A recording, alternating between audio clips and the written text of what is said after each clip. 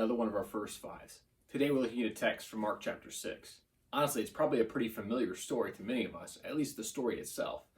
But as we begin to look at it, I wonder if you might find yourself recognizing that God calls us to do things beyond our imagination, things that are more difficult than we ever thought possible. In fact, years ago, I used to think that God was calling me to some grand thing, and maybe God is, I don't know, right? Some big thing that's huge, it's gonna be this massive thing, but what if the big, huge thing for all of us is just that we're faithful? What if the big, huge thing is that we're just faithful to God in the small things and in the big things? And it takes incredible courage, and it's incredibly difficult, but He is present with us, and we're to take courage in that. And so I think that's helpful as we begin to look at this text from Mark chapter 6, beginning with verse 45. Immediately, Jesus made His disciples get into the boat and go on ahead of Him to Bethsaida, while He dismissed the crowd. After leaving them, He went up on a mountainside to pray. Now, I love this, by the way. Jesus often will find He goes off by Himself to pray. It's as if He knows He's renewed by spending time with His Father.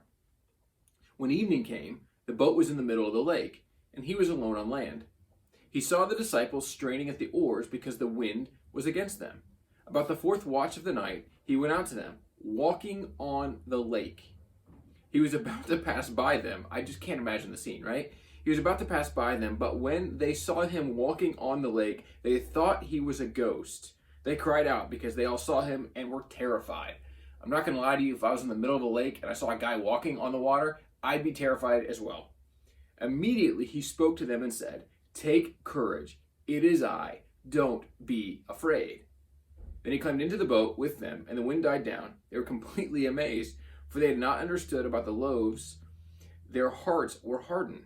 When they had crossed over, they landed at Gennesaret and anchored there. As soon as they got out of the boat, people recognized Jesus. They ran throughout the whole region and carried the sick on mats to wherever they heard He was.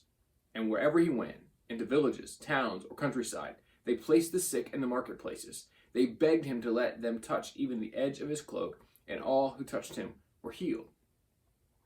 Now, His words, "Take courage, it's I, don't be afraid." Sometimes when we encounter the presence of Jesus, that's kind of how we feel. We're just like overwhelmed with, what do we do with this?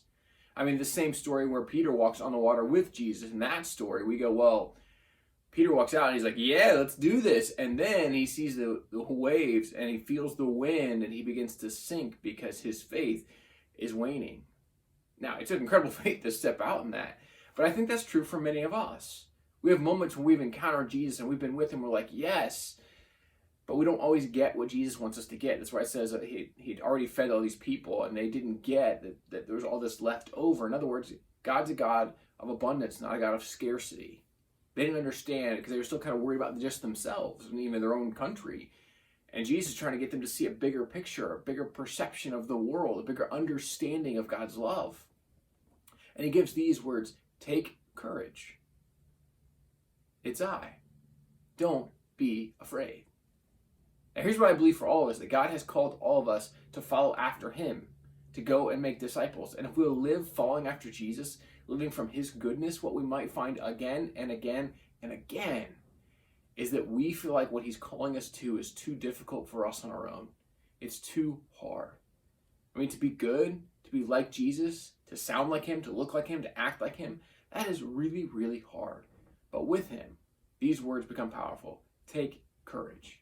It's I. Don't be afraid. And then maybe when people encounter us, they'll encounter Him as well.